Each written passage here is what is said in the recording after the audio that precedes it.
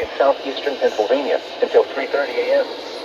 At 11:20 p.m., silver radar and automated rain gauges indicated thunderstorms producing heavy rain.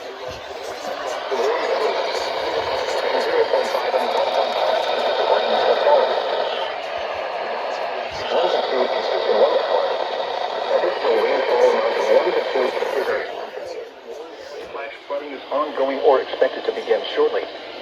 Hazard: flash flooding caused by thunderstorms. Source: radar and automated gauges. Impact: flooding of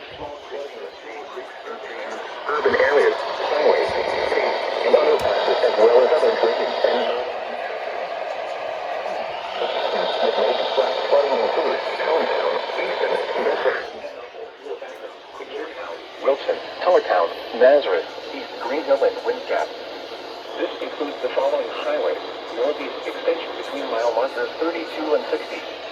Interstate 78 in Pennsylvania, 54 and 76. Turn around, Allentown and Catherine 7.